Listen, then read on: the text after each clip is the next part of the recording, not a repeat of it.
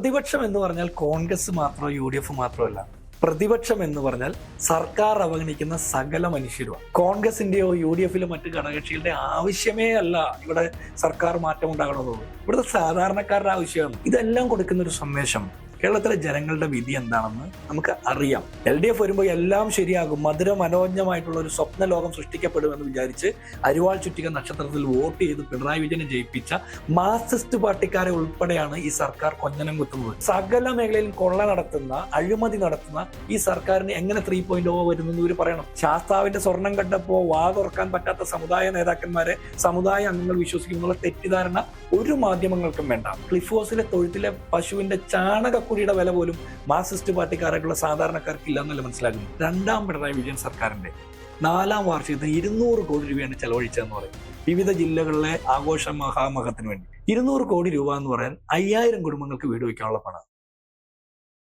കുറച്ചധികം നാളുകളായിട്ട് പ്രതിപക്ഷത്തിനെ കേട്ടുകൊണ്ടിരുന്ന ഒരു അധിക്ഷേപമായിരുന്നു തെരഞ്ഞെടുപ്പ് അടുക്കുന്ന സാഹചര്യത്തിൽ പോലും UDFന്റെ ഭാഗത്തു നിന്ന് പ്രത്യേകിച്ചുള്ള നീക്കങ്ങളൊന്നും കാണുന്നില്ല എന്ന്. പക്ഷെ പിന്നീട് VD സതീശന്റെ നേതൃത്വത്തിൽ ചില നീക്കങ്ങൾ കണ്ടപ്പോൾ അതെല്ലാം VD സതീശന്റെ ഒറ്റയാൾ പോരാട്ടം മാത്രമാണ്, അദ്ദേഹത്തിന്റെ അഹങ്കാരമാണ് എന്ന് പറയുന്ന ചില ആളുകളെയും നമ്മൾ കണ്ടിട്ടുണ്ടായിരുന്നു. യഥാർത്ഥത്തിൽ അടുത്ത തെരഞ്ഞെടുപ്പ് അടുക്കുന്ന ഒരു സാഹചര്യത്തിൽ UDFന്റെ നീക്കങ്ങൾ എന്തൊക്കെയാണ്? ഇതിലുള്ള പ്രശ്നം VD സതീശന്റെ ഒറ്റയാൾ പോരാട്ടം എന്ന് പറഞ്ഞൊരു കൺസെപ്റ്റേ ഇല്ല. അദ്ദേഹത്തിന്റെ ഐഡിയാസ് ഷെയർ ചെയ്യുന്നു, UDFിൽ ചർച്ച ചെയ്യുന്നു, അത് എല്ലാവരും കൂടി യോജിപ്പോടുകൂടി നടപ്പാക്കുന്നു. അതിനപ്പുറത്ത് ഇനി അദ്ദേഹം പറയുന്ന അഭിപ്രായങ്ങൾ, അദ്ദേഹം സ്ട്രോങ് ആയിട്ട് എടുക്കുന്ന നിലപാടുകൾ അഹങ്കാരത്തിന്റെ ലക്ഷണമാണെങ്കിൽ, അങ്ങനെ അഹങ്കാരത്തിന്റെ മാത്രം പേരിൽ സെലിബ്രേറ്റ് ചെയ്യപ്പെട്ട ആളല്ല ഇന്നത്തെ കേരളത്തിന്റെ മുഖ്യമന്ത്രി. പിണറായി വിജയൻ എന്ത് തോന്നിവാസം ചെയ്താലും അദ്ദേഹത്തിന്റെ തലയെടുപ്പാണ്, ശക്തമായ തീരുമാനമാണ്, എന്ത് വന്നാലും പിന്മാറാത്ത നേതാവാണെന്ന് പറഞ്ഞ് സെലിബ്രേറ്റ് ചെയ്ത ആളുകളാണ്. VD സതീശൻ ഒരു ശക്തമായ തീരുമാനം പ്രഖ്യാപിക്കുക, അതിൽ ഉറച്ചു നിൽക്കുമ്പോൾ അത് മോശപ്പെട്ട കാര്യമാകുക. ഇത് VD സതീശൻ ഏത് കാര്യം ഒറ്റയ്ക്ക് ചെയ്തിട്ടുള്ള? ഒരു കാര്യം ഒറ്റയ്ക്ക് ചെയ്തിട്ടില്ല. UDFിൽ കൂടിയാലോചിച്ച്, കോൺഗ്രസിൽ കൂടിയാലോചിച്ച് ഈ ആലോചിച്ച് ഉറപ്പിച്ച കാര്യങ്ങൾ തീരുമാനമായിട്ട് പ്രഖ്യാപിക്കുന്ന ജോലിയാണ് അദ്ദേഹം ചെയ്തിട്ടുള്ളത്. അപ്പോൾ അതിന്റെ ഭാഗമായിട്ട് അതിന്റെ മുഴുവൻ ഉത്തരവാദിത്വവും VD സതീശന്റെ മാത്രം തലയിൽ കെട്ടിവെച്ച് അയാളെ മാത്രം വേട്ടയാടുന്നത് അത് CPM ഹാൻഡിലുകളുടെ ലക്ഷ്യമാണ്. നിഷ്കളങ്കരായ ചില മനുഷ്യർ മാത്രം വാർത്തകളുടെ പുറകെ പോവുകയും തെറ്റിദ്ധരിക്കപ്പെടാനൊക്കെ സാധ്യതയുണ്ട്. പക്ഷെ ഞങ്ങളെ സംബന്ധിച്ചിടത്തോളം ഈ കഴിഞ്ഞ കാലങ്ങളിൽ നടന്ന മുഴുവൻ ഉപതെരഞ്ഞെടുപ്പുകളും ശക്തമായ വ്യക്തമായ ഭൂരിപക്ഷത്തോടെ ജയിക്കുന്നു. തൃക്കാക്കരയും പുതുപ്പള്ളിയും പാലക്കാടും ഇപ്പൊ നിലമ്പൂരും വയനാട് പാർലമെന്റ് ഇലക്ഷനും ഒക്കെ നമ്മൾ വലിയ ഭൂരിപക്ഷത്തോടെ, മുൻപുണ്ടായിരുന്നതിന്റെ പല മടങ്ങ് ഭൂരിപക്ഷത്തോടെ ജയിക്കും. ചേലക്കര വൈ ഇലക്ഷനിൽ പോലും 40,000 വോട്ട് LDFിനുണ്ടായിരുന്നു, 12,000 അവരുടെ വോട്ട് ഭൂരിപക്ഷം കുറയ്ക്കാൻ പറ്റി എന്ന് പറഞ്ഞാൽ അത് UDF അനുകൂല തരംഗമാണ്. അത്രത്തോളം ഇനി തദ്ദേശ സ്വയംഭരണ സ്ഥാപനങ്ങളിലേക്ക് നടന്ന ഉപതെരഞ്ഞെടുപ്പുകളിൽ ശക്തമായ തിരിച്ചറിവ് UDFിനുണ്ടായിരുന്നു. കൂടുതൽ സീറ്റുകൾ ജയിക്കുന്നു, വലിയ പ്രചരണങ്ങൾക്ക്. ഇതെല്ലാം കൊടുക്കുന്ന ഒരു സന്ദേശം കേരളത്തിലെ ജനങ്ങളുടെ വിധി എന്താണെന്ന് നമുക്ക് അറിയാം. ഇനി അത് വോട്ടായിട്ട് രേഖപ്പെടുത്തപ്പെടാൻ വേണ്ടിയിട്ടുള്ള ശ്രമങ്ങളാണ് ഞങ്ങൾ നടന്നത്. മിഷൻ 25 എന്നുള്ള രീതിയിൽ ഞങ്ങൾ ഓൾറെഡി പ്രവർത്തനങ്ങൾ തുടങ്ങി. തദ്ദേശ സ്വയംഭരണ സ്ഥാപനങ്ങളിലേക്കുള്ള തെരഞ്ഞെടുപ്പിന്റെ ഒരുക്കങ്ങൾ എന്നേ തുടങ്ങിക്കഴിഞ്ഞു. ഓരോ ജില്ലകൾ കേന്ദ്രീകരിച്ചും പ്രചരണ പരിപാടികളും വോട്ട് ചേർക്കലുകളും ഒക്കെ കൃത്യമായിട്ട് ചെയ്തിട്ടുണ്ട്. ഞാൻ മനസ്സിലാക്കുന്ന കേരളത്തിന്റെ ചരിത്രത്തിൽ ഇത്രയധികം വോട്ട് ചേർക്കാനും വോട്ടുകൾ ഒഴിവാക്കാനും വേണ്ടി UDF പ്രവർത്തകർ അഹോരാത്രം പണിയെടുത്ത ഒരു കാലം വേറെ ഉണ്ടാവില്ല. ഓരോ വാർഡിലും 100 കണക്കിന് വോട്ടുകൾ ചേർക്കപ്പെടുന്നു. മുനിസിപ്പൽ കോർപ്പറേഷൻ ഡിവിഷനുകളിലൊക്കെ 1000 വോട്ടുകൾ ചേർക്കപ്പെടുന്നു. കൃത്യമായിട്ട് വോട്ട് പഠിച്ച് ഒഴിവാക്കപ്പെടേണ്ടതാണ് ഒഴിവാക്കപ്പെടുന്നു. ഇതെല്ലാം നടക്കും. പ്രത്യേകിച്ച് വോട്ട് ചോരിയുമായി ബന്ധപ്പെട്ട ആ രാഷ്ട്രീയ ആരോപണങ്ങളുടെ പശ്ചാത്തലത്തിൽ, ആ രാഷ്ട്രീയ സാഹചര്യത്തിൽ കുറെ കൂടി ഊർജ്ജസ്വലതയോടുകൂടിയാണ് പ്രവർത്തിക്കുന്നത്. ഇത്രയും ശക്തമായി തദ്ദേശ സ്വയംഭരണ സ്ഥാപന തെരഞ്ഞെടുപ്പിന് വേണ്ടി UDF തയ്യാറെടുത്ത് കഴിഞ്ഞു. ഈ തെരഞ്ഞെടുപ്പ് അനൗൺസ് ചെയ്ത് ഞങ്ങൾ തീർച്ചയായിട്ടും മുൻപെങ്ങും ഇല്ലാത്ത വിധം ശക്തമായ സാന്നിധ്യമായിട്ട് UDF അധികാരത്തിൽ വരാനുള്ള എല്ലാ സാധ്യതയും ഞങ്ങൾ ഉപയോഗിക്കുക. ഈ ഞങ്ങളുടെ മാത്രം പ്രശ്നമല്ല, കോൺഗ്രസിന്റെയോ UDFിലോ മറ്റ് ഘടകകക്ഷികളുടെ ആവശ്യമേ അല്ല ഇവിടെ സർക്കാർ മാറ്റം ഉണ്ടാകണമെന്നുള്ളൂ. ഇവിടുത്തെ സാധാരണക്കാരുടെ ആവശ്യമാണ്. ഏറ്റവും കുറഞ്ഞത് ശബരിമലയിൽ കാണിക്കയിടുന്ന സകല ഹിന്ദു മതവിശ്വാസികളുടെയും മതേതര വിശ്വാസികളുടെയും ആവശ്യമാണ് പിണറായി വിജയൻ സർക്കാരിൽ നിന്ന് ഒരു മോചനം കിട്ടുക എന്നുള്ളത്. സകല മനുഷ്യരുടെയും ക്ഷേമ പെൻഷൻ കിട്ടാത്ത 64 ലക്ഷം മനുഷ്യരുടെ ആവശ്യമാണ് ഈ സർക്കാർ മാറുക എന്നുള്ളത്. പക്ഷേ സർക്കാരിന്റെ പുതിയ വാഗ്ദാനം എന്ന് പറയുന്നത് തന്നെ പെൻഷൻ 1600 എന്നുള്ളത് 2000 ആക്കി കൊടുക്കുക എന്നാണല്ലോ അടുത്ത തെരഞ്ഞെടുപ്പ്. ഈ CPMന് പറ്റുന്ന ഒരു അബദ്ധം, ഒരു തെരഞ്ഞെടുപ്പിനെടുത്ത സ്ട്രാറ്റജി അടുത്ത തെരഞ്ഞെടുപ്പിനെടുത്ത് ജനങ്ങൾ വിശ്വസിക്കില്ല. പണ്ട് PR വർക്കിലൂടെയാണ് ഇതൊക്കെ ചെയ്തതെന്ന് ജനങ്ങൾക്ക് ബോധ്യപ്പെട്ടു. അതുകൊണ്ട് ഇനി അത്തരം PR ഓടില്ല. സെക്രട്ടേറിയറ്റിന് പുറത്ത് സമരം ചെയ്യുന്ന 250 ദിവസത്തോളമായിട്ട് സമരം ചെയ്യുന്ന ആശാവർക്കർമാരെ എങ്ങനെ തൃപ്തിപ്പെടുത്താൻ പോകുന്നത്? എങ്ങനെ തൃപ്തിപ്പെടുത്താൻ പോയി? ഇനി ഇവർ 100 രൂപ അല്ലെങ്കിൽ 200 രൂപ കൂട്ടിക്കൊടുക്കും എങ്കിൽ അന്ന് ചെയ്താൽ പോരായിരുന്നു? ഈ മനുഷ്യരെ എന്തിനാ 10-250 ദിവസം മഴയും വെയിലും കൊണ്ട് മഞ്ഞും കൊണ്ട് അവിടെ സമരം ചെയ്തത്? മഴയത്ത് അവരുടെ തലയിൽ മഴ നനയാതെ കെട്ടിയ ടാർപോളിൻ ഷീറ്റ് വരെ പോലീസ് അഴിച്ചു കളഞ്ഞില്ലേ? അപ്പൊ ആരെയാ ഈ സർക്കാർ കണ്ടത്? ഈ 9.5 വർഷം സാധാരണക്കാരെ കണ്ടില്ല. പെൻഷൻ കൊടുക്കാൻ പറ്റിയില്ല, ക്ഷേമനിധി പെൻഷൻ കൊടുക്കാൻ പറ്റിയില്ല, ഇടിഞ്ഞു വീഴുന്ന ആശുപത്രികൾ, മരുന്നില്ലാത്ത ആശുപത്രികൾ, രോഗികളെ കാലിന് ചികിത്സിക്കുന്നതിന് പകരം നാക്ക് മുറിക്കുന്ന ആശുപത്രി, ഇതെല്ലാം നടക്കുമ്പോൾ ഉദ്യോഗസ്ഥരെ മാത്രം ഉത്തരവാദിത്തം എന്ന് പറയാൻ ഭരണ നേതൃത്വം. ആരോഗ്യരംഗം തകർന്നു, ആഭ്യന്തര രംഗം RSSന് അടിയറവ് വെച്ചു, വിദ്യാഭ്യാസ രംഗം തകർന്നു, സകല മേഖലയിലും കെടുകാര്യസ്ഥത. അപ്പൊ ഇതെല്ലാം ജനങ്ങൾ കാണുന്നുണ്ട്. ജനങ്ങളെ അണ്ടർ എസ്റ്റിമേറ്റ് ചെയ്യാൻ പാടില്ല. സാധാരണക്കാരന്റെ മനസാക്ഷിയെ വെല്ലുവിളിക്കാൻ പാടില്ല. അവരിതെല്ലാം കാണുന്നുണ്ട്. ഞാൻ ഒരു കാര്യം ചോദിക്കട്ടെ, പിണറായി വിജയൻ സർക്കാരിന്റെ, രണ്ടാം പിണറായി വിജയൻ സർക്കാരിന്റെ 4ാം വാർഷികത്തിന് 200 കോടി രൂപയാണ് ചെലവഴിച്ചതെന്ന് പറയും. വിവിധ ജില്ലകളിലെ ആഘോഷ മഹാമഹത്തിന് വേണ്ടി 200 കോടി രൂപ എന്ന് പറഞ്ഞാൽ ലൈഫ് മിഷനിൽ ഒരു വീട് വെക്കാൻ കൊടുക്കുന്നത് 4 ലക്ഷം രൂപയാണ്. പലവിധ സർക്കാർ സംവിധാനങ്ങളിലും പഞ്ചായത്ത് തൊട്ടും സംസ്ഥാന സർക്കാരും എല്ലാവരും കൂടി കൊടുക്കുന്ന 4 ലക്ഷം രൂപയാണ്. 200 കോടി രൂപ എന്ന് പറയാൻ 5000 കുടുംബങ്ങൾക്ക് വീട് വെക്കാനുള്ള പണം. പിണറായി വിജയന്റെ മുഖം ദേശീയപാതയോരത്ത് ഫ്ലെക്സ് അടിച്ചു വെക്കാൻ വേണ്ടിയിട്ട് 15 കോടി രൂപ ചെലവഴിച്ചു എന്നാണ് പറയുന്നത്. 375 കുടുംബങ്ങൾക്ക് വീട് വെക്കാനുള്ള പണമാണ്. അപ്പോ ഈ ലൈഫ് മിഷനിൽ വീട് കാത്തു കിടക്കുന്നതിൽ അടുത്ത ഗഡു കിട്ടാത്തതിന്റെ പേരിൽ മേൽക്കൂരയില്ലാത്ത വീട്ടിൽ ടാർപോളിൻ ഷീറ്റ് വിരിച്ചു കിടക്കുന്ന മനുഷ്യരുടെ എണ്ണം, കുടുംബങ്ങളുടെ എണ്ണം 1,26,000. 1,26,000 കുടുംബങ്ങൾ അടുത്ത ഗഡു കിട്ടാത്തതുകൊണ്ട് മേൽക്കൂരയില്ലാത്ത വീട്ടിൽ ടാർപോളിൻ ഷീറ്റ് വിരിച്ചു കിടക്കുമ്പോഴാണ് 5000 കുടുംബങ്ങൾക്ക് വീട് വെക്കാനുള്ള പണം കൊണ്ട് 4ാം വാർഷിക ആഘോഷവും 375 കുടുംബങ്ങൾക്ക് വീട് വെക്കാനുള്ള പണം കൊണ്ട് മുഖ്യമന്ത്രിയുടെ ചിരിക്കുന്ന മുഖം ദേശീയപാതയോരത്ത് അടിച്ചു വെച്ചത്. ക്ലിഫ് ഹൗസിലെ നീന്തൽക്കുളത്തിന് 43 ലക്ഷം രൂപയാണ്. ക്ലിഫ് ഹൗസിലെ തൊഴുത്തിന് 45 ലക്ഷം രൂപയാണ്. ഇത് 11 കുടുംബങ്ങൾക്ക് വീട് വെക്കാനുള്ള പണം. ഈ 45 ലക്ഷം രൂപയുടെ തൊഴുത്തിലെ പശു ഇടുന്ന ചാണകം വാരിടുന്ന ചാണകക്കുടിക്ക് 4 ലക്ഷം രൂപയാണ്. ഒരു സാധാരണക്കാരന് വീട് വെക്കാനുള്ള പണമാണ്. ഈ സാധാരണക്കാരിൽ മാർക്സിസ്റ്റ് പാർട്ടിക്കാരുണ്ടല്ലോ. LDF വരുമ്പോൾ എല്ലാം ശരിയാകും, മധുര മനോജ്ഞമായിട്ടുള്ള ഒരു സ്വപ്ന ലോകം സൃഷ്ടിക്കപ്പെടുമെന്ന് വിചാരിച്ച് അരിവാൾ ചുറ്റിക നക്ഷത്രത്തിൽ വോട്ട് ചെയ്ത് പിണറായി വിജയനെ ജയിപ്പിച്ച മാർക്സിസ്റ്റ് പാർട്ടിക്കാരെ ഉൾപ്പെടെയാണ് ഈ സർക്കാർ കൊഞ്ഞനം കുത്തുന്നത്, അവഗണിച്ച് കടന്നുപോയത്. 9.5 വർഷമായിട്ട് ആ മനുഷ്യർ CPMന്റെ അരിവാൾ ചുറ്റിക നക്ഷത്രത്തിൽ മാത്രം വോട്ട് ചെയ്ത് ശീലിച്ചിട്ടുള്ള മാർക്സിസ്റ്റ് പാർട്ടിക്കാരായിട്ടുള്ള സാധാരണ മനുഷ്യർ, അവർ ഈ സർക്കാരിനെതിരാണ്. കാരണം അവർക്ക് വീട് വെക്കാനുള്ള പണം കൊണ്ടാണ് തൊഴുത്ത് കെട്ടുന്നത്, അവർക്ക് വീട് വെക്കാനുള്ള പണം കൊണ്ടാണ് ഈ ചാണകക്കുഴി ഉണ്ടാക്കുന്നത്. ആ ക്ലിഫ് ഹൗസിലെ തൊഴുത്തിലെ പശുവിന്റെ ചാണകക്കുഴിയുടെ വില പോലും മാർക്സിസ്റ്റ് പാർട്ടിക്കാരായിട്ടുള്ള സാധാരണക്കാർക്ക് ഇല്ല എന്നല്ല മനസ്സിലാക്കുന്നത്. 2 തരം മനുഷ്യരെ സൃഷ്ടിച്ചു, പൗരപ്രമുഖരും സാധാരണക്കാരും. പൗരപ്രമുഖർ നവകേരള സദസ്സിന് വേണ്ടി മുഖ്യമന്ത്രി എത്തുമ്പോൾ 1,05,00,000 ആഡംബര വാഹനത്തിൽ സഞ്ചരിക്കുന്ന കക്കൂസും 360 ഡിഗ്രി കറങ്ങുന്ന കസേരയും ഒക്കെ ആയിട്ട് ഇവര് സഞ്ചരിക്കുന്ന മ്യൂസിയമായിട്ട് വരുമ്പോ അണ്ടിപ്പരിപ്പിൽ ചിക്കൻ കറി കിട്ടുന്ന, പുഴുങ്ങി കിട്ടുന്ന ചിക്കൻ കറി കഴിക്കുന്ന പൗരപ്രമുഖർ, മുഖ്യമന്ത്രിയെ പ്രോത്സാഹിപ്പിക്കുന്ന, വാഴ്ത്തിപ്പാടുന്ന, കൈയടിക്കുന്ന പൗരപ്രമുഖരും, ഇതിന് പിരിവ് കൊടുക്കുന്ന, പൊതുഖജനാവിലേക്ക് നികുതി കൊടുക്കുന്ന, നിരന്തരം അവഗണിക്കപ്പെടുന്ന സാധാരണക്കാരും. 2 തരം പൗരന്മാരെ സൃഷ്ടിക്കുകയാണ്. ഈ 2ാം കിട പൗരന്മാരുണ്ടല്ലോ, നമ്മൾ ഈ പൗരപ്രമുഖരുടെ ലിസ്റ്റിൽപ്പെടാത്ത സാധാരണ മനുഷ്യന്മാര്, നമ്മുടെ പ്രതിഷേധത്തെ ഈ സർക്കാരിന് മനസ്സിലാകുന്നില്ല. ഇപ്പോഴും മനസ്സിലാകുന്നില്ല. ഇപ്പോഴും ഒരു വിചാരിക്കുന്നത് ചാനലുകൾക്ക്, മാധ്യമങ്ങൾക്ക് PR വർക്കിന്റെ ഭാഗമായിട്ട് പണം കൊടുക്കുന്നതുകൊണ്ടോ, ഏതെങ്കിലും മാധ്യമ വാർത്താ അവതാരകരെ കൊണ്ട് സർക്കാരിനെ വാഴ്ത്തിപ്പാടിക്കുന്നത് കൊണ്ടോ, അല്ലെങ്കിൽ അത്തരത്തിലുള്ള പ്ലാൻഡ് ആയിട്ടുള്ള പ്രൊപ്പഗാൻഡ പ്രചരിപ്പിക്കുന്നത് കൊണ്ടോ സർക്കാരും ജയിക്കാമെന്ന. ജയിക്കില്ല. മാർക്സിസ്റ്റ് പാർട്ടിയുടെ പതനത്തിന് ഒരുപാട് ഉദാഹരണങ്ങളുണ്ട്. പക്ഷേ കഴിഞ്ഞ ഈ ഒരു തുടർഭരണം, പിണറായി സർക്കാരിന്റെ തുടർഭരണം കിട്ടിയതിന് പ്രധാന കാരണം എന്ന് പറയുന്നത് പ്രതിപക്ഷത്തിന്റെ കഴിവില്ലായ്മയാണ് എന്നൊരു കൂട്ടം ആളുകൾ പറയുന്നുണ്ട്. ഇതിന്റെ യാഥാർത്ഥ്യം എന്താണ്? ഒരുപക്ഷെ ആദ്യമേ തന്നെ നിങ്ങൾ പ്രതികരിച്ചിരുന്നുവെങ്കിൽ, കോൺഗ്രസ് പ്രതികരിച്ചിരുന്നുവെങ്കിൽ ഇത്തരത്തിൽ തുടർഭരണം CPMന് കിട്ടുമായിരുന്നു. അല്ല, ഇത് പ്രതിപക്ഷത്തിന്റെ കഴിവില്ലായ്മ എന്ന് പറയുന്നത് ഒരു അരാഷ്ട്രീയ പ്രസ്താവനയാണ്. എന്താന്ന് വെച്ചാൽ, പ്രതിപക്ഷത്തിന്റെ കഴിവ് തീരുമാനിക്കുന്നത് നിലവിലെ സർക്കാരിന് അവർ ഭരിക്കുമ്പോൾ, ജനങ്ങളെ കൊള്ളയടിക്കുമ്പോൾ വെടിവെച്ച് കൊല്ലുക എന്നുള്ളതല്ലോ കഴിവ്. ഈ രാജ്യത്തെ ഏറ്റവും ജനാധിപത്യ മര്യാദയിൽ നിൽക്കുന്ന സമരമാർഗങ്ങളെല്ലാം പ്രതിപക്ഷം അവലംബിച്ചിട്ടുണ്ട്. മുൻ പ്രതിപക്ഷ നേതാവ് രമേശ് ചെന്നിത്തലയുടെ നേതൃത്വത്തിൽ 8ലധികം അഴിമതികൾ കൃത്യമായി തെളിവുകളോടെ, വസ്തുതകളോടെ പുറത്തു കൊണ്ട് ഈ സർക്കാരിന് U-turn അടിക്കേണ്ടി വന്നിട്ടുണ്ട്. സ്പ്രിംഗ്ലർ ഡാറ്റ അഴിമതി ഉൾപ്പെടെ, അല്ലെങ്കിൽ ആഴക്കടൽ മത്സ്യബന്ധനവുമായി ബന്ധപ്പെട്ട വിഷയമടക്കം നിരവധി കാര്യങ്ങൾ. പക്ഷെ എല്ലാവരും രമേശ് ചെന്നിത്തല മോശം പ്രതിപക്ഷ നേതാവെന്ന് ആക്ഷേപിച്ചു. ഈ ആക്ഷേപം ഒരു PR വർക്കായിരുന്നു. അന്ന് രമേശ് ചെന്നിത്തല പറഞ്ഞതൊക്കെ സത്യമാണെന്ന് ജനങ്ങൾക്ക് ബോധ്യപ്പെട്ടത് രണ്ടാം പിണറായി സർക്കാർ വന്നപ്പോഴാണ്. സമാനമായ സാഹചര്യമാണ് VD സതീശനെതിരെ ആക്ഷേപിച്ചുകൊണ്ടിരിക്കുന്നത്. ഈ പ്രതിപക്ഷ നേതാവിനെയും പ്രതിപക്ഷത്തെയാണ് ആക്ഷേപിക്കുന്നത്. സംസ്ഥാനം ഭരിക്കുന്ന സർക്കാരിനെ ഓഡിറ്റ് ചെയ്യാൻ മാധ്യമങ്ങൾ പോലും ശ്രമിക്കുന്നില്ല.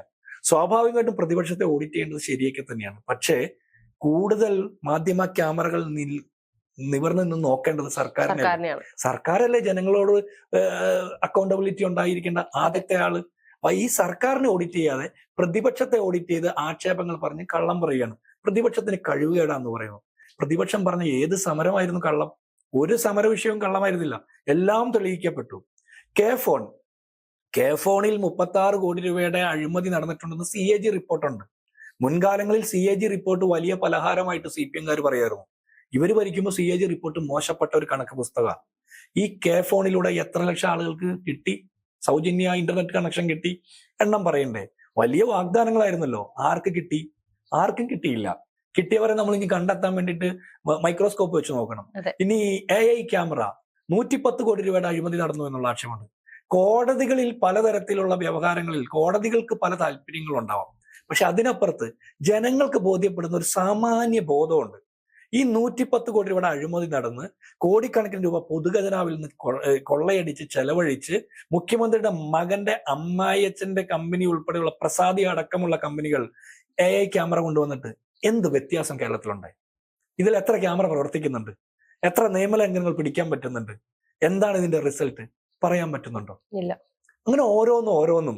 അപ്പോൾ ഇതെല്ലാം കാണിക്കുന്നത് പ്രതിപക്ഷം മോശമായതുകൊണ്ടല്ല, ഇവിടുത്തെ മാധ്യമങ്ങൾ മോശമായതുകൊണ്ടാണ്. മാധ്യമങ്ങളുടെ ലക്ഷ്യം സർക്കാരിനെ വാഴ്ത്തുക എന്നുള്ളതാണ്.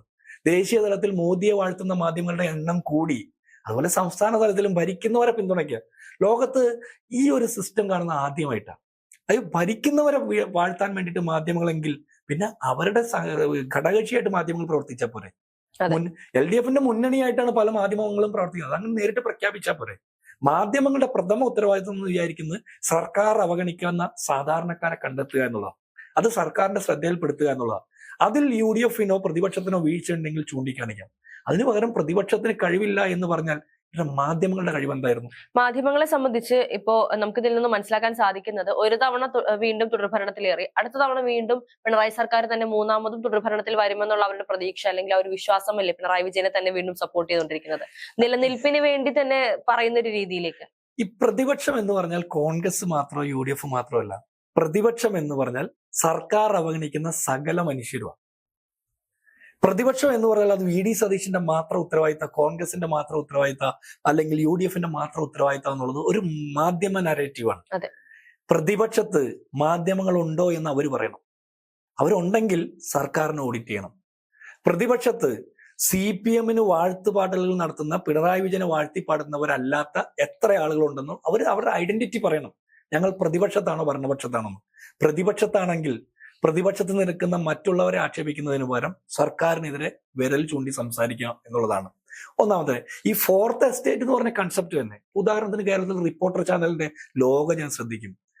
ജുഡീഷ്യറി, ലെജിസ്ലേച്ചർ, എക്സിക്യൂട്ടീവ്, ഈ 3 ചതുരക്കട്ടകൾക്ക് നേരെ ഒരേപോലെ തിരിഞ്ഞു നിൽക്കുന്ന 4ാമത്തെ ചതുരക്കട്ടയാണ് മാധ്യമം എന്നുള്ള കൺസെപ്റ്റിലാണ് ലോഗോ. ഞാൻ ഇതൊക്കെ വളരെ ശ്രദ്ധിക്കുന്നത്. എനിക്ക് ഭയങ്കര ഇൻട്രസ്റ്റിംഗ് ആയിട്ട് തോന്നിയ ഇന്ന് ഈ മാധ്യമം എന്താ ചെയ്യുന്നത്? അവരുടെ പ്രധാന പരിപാടി സർക്കാരിനെ വാഴ്ത്തുക എന്നുള്ളതാണ്. അത് അവർ ചെയ്തോട്ടെ.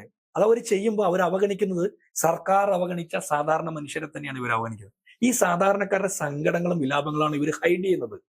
ഇവിടെയുള്ള പ്രശ്നം, ഈ പ്രതിപക്ഷം ഏത് രീതിയിൽ സമരം ചെയ്യണമെന്ന് പ്രതിപക്ഷത്തെ പഠിപ്പിക്കാൻ ഇവരാരുമായിട്ടില്ല. കാരണം പ്രതിപക്ഷം ചെയ്യുന്ന സമരങ്ങൾക്ക് തെറ്റുണ്ടെങ്കിൽ അത് ചൂണ്ടിക്കാണിക്കാം. നിങ്ങൾ ഇന്ന കാര്യങ്ങൾ ശ്രദ്ധിക്കണമെന്ന് പറയാം. കറക്റ്റ് ചെയ്യപ്പെടാൻ ഞങ്ങൾ തയ്യാറാണ്.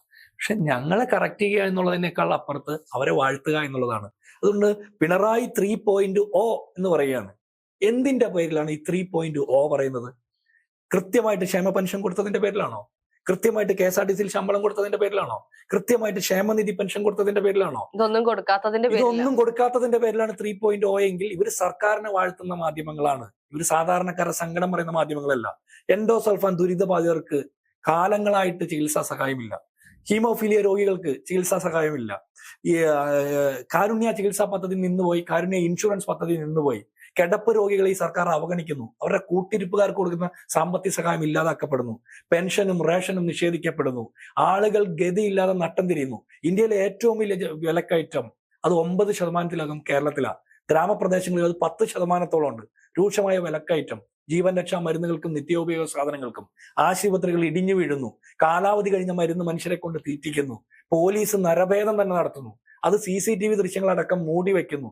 സകല മേഖലയിലും വനം വന്യജീവി പ്രശ്നങ്ങൾ, ഏത് മേഖല എടുത്താലും മനുഷ്യരുടെ സങ്കടങ്ങളും വിലാപങ്ങളും മാത്രമേ ഉള്ളൂ. ചക്കിട്ടപ്പാറയിൽ ഒരു ജോസഫേട്ടൻ ആത്മഹത്യ ചെയ്തത് ക്ഷേമ പെൻഷൻ കിട്ടാത്തതുകൊണ്ട് കടം മേടിച്ച് മരുന്ന് മേടിക്കാൻ പറ്റാത്ത ഗതികേടില് ആത്മഹത്യാക്കുറിപ്പ് എഴുതി വെച്ചിട്ടാണ് മരിക്കുന്നത്. ചർച്ച ചെയ്യപ്പെടണ്ടേ?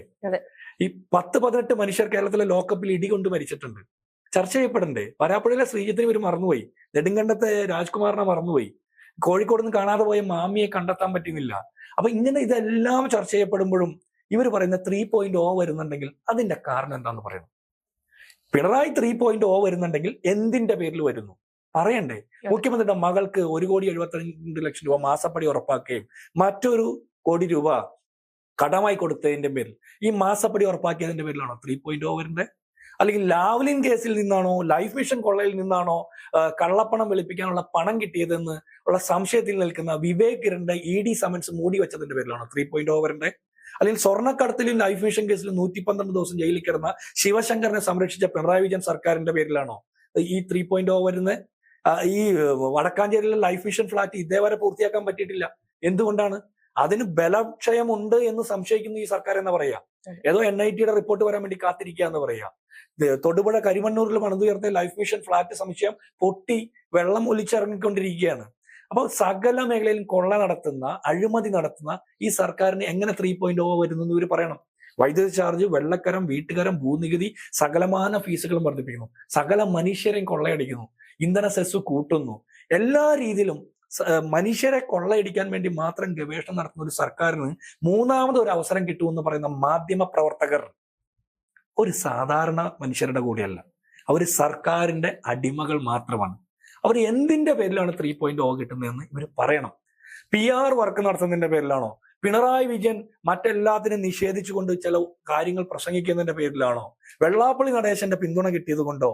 അല്ലെങ്കിൽ ഈ സുകുമാരൻ നായർ ഈ സർക്കാരിൽ വിശ്വാസമുണ്ടെന്ന് പറയുന്നത് കൊണ്ടോ ആണ് എങ്കിൽ തെറ്റാണ്. സാമുദായിക നേതാക്കന്മാർ പറയുന്നിടത്ത് സമുദായ അംഗങ്ങൾ നിൽക്കുമെന്നുള്ള തെറ്റിദ്ധാരണ മാധ്യമങ്ങൾക്ക് വേണ്ട. കാരണം സ്വസമുദായത്തിൽപ്പെട്ട സമുദായ അംഗങ്ങളെ മൈക്രോ ഫിനാൻസ് തട്ടിപ്പിന് വിധേയമാക്കിയ ഒരു സമുദായ നേതാവിനെയും സാധാരണ സമുദായ അംഗങ്ങൾ വിശ്വസിക്കുമെന്ന് വിചാരിക്കുന്നില്ല.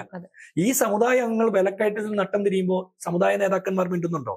ഈ സമുദായ അംഗങ്ങളുടെ മക്കൾ തെരുവിൽ പേപ്പട്ടികളുടെ കടിയേറ്റ് മരിക്കുമ്പോൾ സമുദായങ്ങൾ മിണ്ടുന്നുണ്ടോ? ഓണത്തിന് 450 രൂപ വെളിച്ചെണ്ണയ്ക്കായപ്പോ സമുദായ നേതാക്കന്മാർ മിണ്ടിയോ? അല്ലെങ്കിൽ രൂക്ഷമായ വിലക്കയറ്റം ഉണ്ടാകുമ്പോൾ സമുദായ നേതാക്കന്മാർ മിണ്ടുന്നില്ല. നമ്മുടെ നാട്ടിലെ ആളുകൾ ജാതിയുടെയും മതത്തിന്റെയും വർഗത്തിന്റെയും പേരിൽ ഇതുപോലെ ആക്രമിക്കപ്പെടുമ്പോ, പോലീസിന്റെ നരനായായിട്ട് നടക്കുമ്പോ, കൊള്ളയടിക്കപ്പെടുമ്പോ സമുദായ നേതാക്കന്മാർ മിണ്ടുന്നില്ല. ശാസ്താവിന്റെ സ്വർണം കണ്ടപ്പോ വാ തുറക്കാൻ പറ്റാത്ത സമുദായ നേതാക്കന്മാരെ സമുദായ അംഗങ്ങൾ വിശ്വസിക്കുമെന്നുള്ള തെറ്റിദ്ധാരണ ഒരു മാധ്യമങ്ങൾക്കും വേണ്ട. സമുദായ നേതാക്കന്മാർക്ക് ശീതീകരിച്ച കാറിൽ സഞ്ചരിക്കാം. അവർക്ക് തെരുനായുടെ കടിയേൽക്കണ്ട, അവർക്ക് വിലക്കയറ്റത്തിന്റെ ദുരിതം വരണ്ട, അവർക്ക് തൊഴിലില്ലായ്മയുടെ പ്രയാസം അനുഭവിക്കണ്ട, ക്ഷേമ പെൻഷൻ കിട്ടാത്തതിന്റെ പേരിൽ ആത്മഹത്യ ചെയ്യുന്ന മനുഷ്യരുടെ സങ്കടം കാണണ്ട. ഇതൊന്നും ഇവർക്ക് കാണണ്ട. അവർക്ക് സർക്കാരിൽ നിന്ന് അവർക്കും അവരുടെ പാർശ്വവർത്തികൾക്കും കിട്ടാൻ പോകുന്ന നേട്ടങ്ങളെ കുറിച്ച് മാത്രം ചിന്തിച്ചാൽ മതി. സാധാരണ സമുദായങ്ങൾക്കും സാധാരണ മനുഷ്യർക്കും സർക്കാരിനോട് വലിയ അഭിപ്രായ വ്യത്യാസമുണ്ട്. ഇത് മാധ്യമങ്ങൾ കാണുന്നില്ല. അത് വെള്ളാപ്പള്ളി നടേശൻ നല്ല ഭക്തനെന്ന് പിണറായി വിജയനെ വാഴ്ത്തുമ്പോഴോ, ഈ സർക്കാരിൽ വിശ്വാസമുണ്ടെന്ന് സുകുമാരൻ നായർ പറയുമ്പോഴോ, അല്ലെങ്കിൽ യോഗി ആദിത്യനാഥിന്റെ താമ്രപത്രം വായിച്ച് ഇവർ അഭിമാനം കൊള്ളുമ്പോഴോ, ആഗോള അയ്യപ്പ സംഗമം നടത്തുന്നത് കൊണ്ടോ, ഏതെങ്കിലും ബിഷപ്പുമാരെ കൊണ്ടോ മതമേലധ്യക്ഷന്മാരെ കൊണ്ടോ സർക്കാരിന് അനുകൂലമായിട്ട് പ്രസംഗിക്കുമ്പോഴോ സമുദായങ്ങളുടെയും സകല സാധാരണക്കാരുടെയും പിന്തുണ സർക്കാരിന് കിട്ടി എന്നുള്ള തെറ്റായ റീഡിംഗ് മാധ്യമങ്ങൾ വായിക്കേണ്ട. അത് തെറ്റാന്ന് കഴിഞ്ഞ ഓരോ ഉപതെരഞ്ഞെടുപ്പിലും തെളിയിക്കപ്പെട്ടിട്ടുണ്ട്. ഇനി അങ്ങോട്ട് നടക്കുന്ന തെരഞ്ഞെടുപ്പിലും അത് തെളിയിക്കപ്പെടും.